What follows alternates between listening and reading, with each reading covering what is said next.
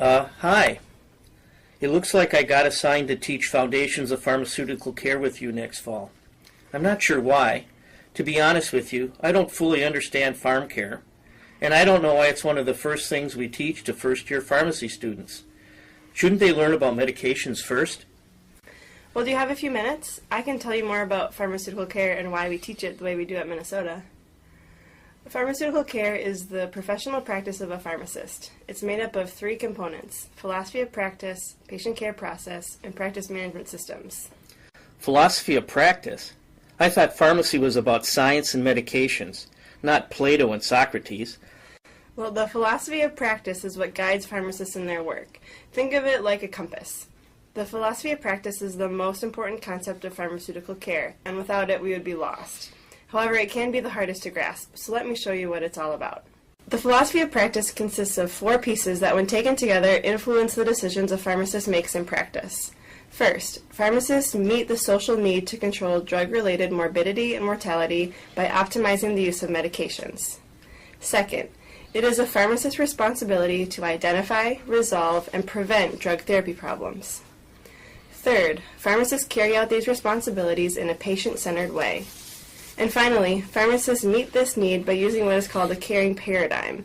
This includes assessing a patient's drug-related needs, developing a care plan to meet those needs, and doing follow-up to make sure the needs have been met. So when you take these four pieces together, you can see how the philosophy of practice guides the practice of a pharmacist and why it's so important for first-year students to learn. Okay, I can see how we're trying to meet a social need. But what about the others? What does it look like to prevent a drug therapy problem or create a care plan? And being patient-centered, isn't that intuitive? I'll show you what I mean.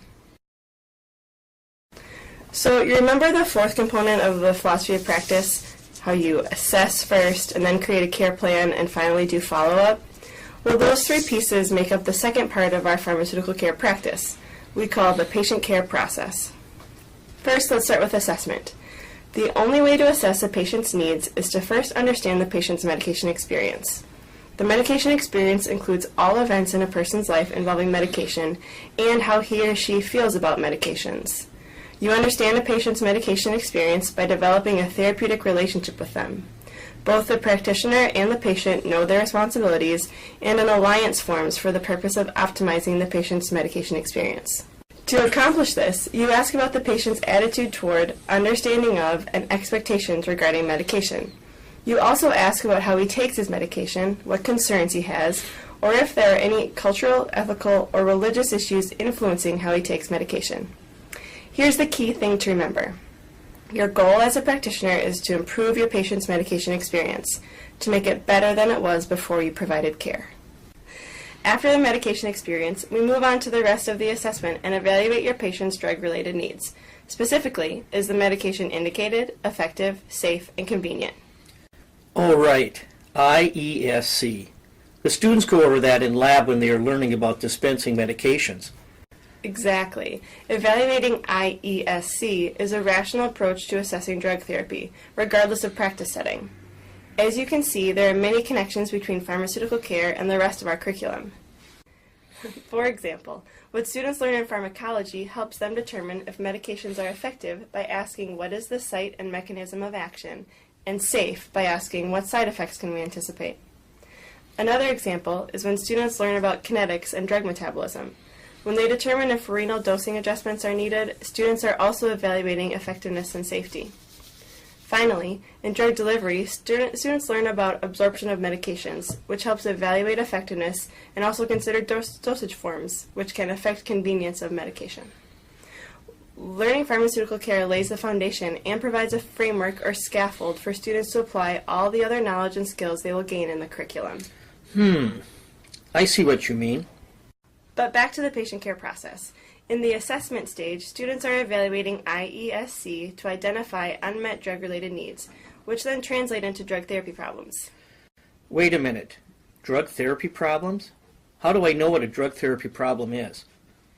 Well, there are 7 categories of drug therapy problems, and they match up with IESC. Take the I, indication. If there is a problem related to indication, it will fall into the category of unnecessary drug therapy or needs additional therapy. Likewise for E, effectiveness, the categories are ineffective drug or dosage too low. The S, or safety, has adverse drug reaction or dosage too high as categories. And finally, C, convenience, has only one category, which is non-adherence or non-compliance. When you think about drug therapy problems one at a time, identifying, resolving, or preventing them seems pretty reasonable, don't you think? Well, identifying them seems rather straightforward, but what do you do once you've found the drug therapy problem?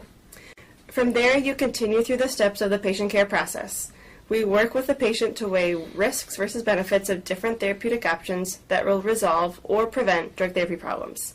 Then we pick and implement the intervention and make a plan to follow up. Taken together, we call this the care plan and document it because, as we tell our students, if you didn't document, it didn't happen. Got it. You do an assessment and make the care plan. It seems like a good system. So far, the final piece is follow-up. You actually have to follow up to see what's needed. Did the patient adhere to the plan? What were the results? Are any new medications the patient has? Remember, if you don't follow up, you don't care. Can we go back to the non-adherence problem?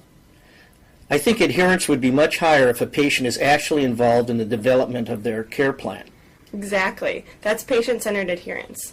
I think one of the pharmacist's unique contributions to the patient's healthcare team is the ability to understand a patient's medication experience and to help optimize that experience to improve adherence.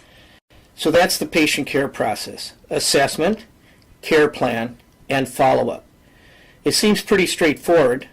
Well, wait, didn't we just talk about standardizing the patient care process at our last department meeting? Wasn't there an article recently published on that? Yeah, recently a national conversation has emerged through a couple of publications calling for a standard patient care process. First, the American College of Clinical Pharmacy, or ACCP, published a white paper reviewing patient care processes and came up with the following 4 steps. Number 1, assess the patient and his or her medication therapy. 2, develop a plan of care. 3, implement the plan. And 4, evaluate outcomes of the plan. In addition, the Joint Commission of Pharmacy Practitioners, or JCPP, came up with this process, or the wheel, where you collect, then assess, then plan, implement, and finally do follow-up, including monitor and evaluate. The good news is these processes align directly with the patient care process we teach and have been teaching at the University of Minnesota for almost 20 years. But what about all the terms thrown around out there? Does MTM, Medication Therapy Management, MMS, Medication Management Services, or CMM, CMR, Comprehensive Medication Management Review mean the same thing as pharmaceutical care?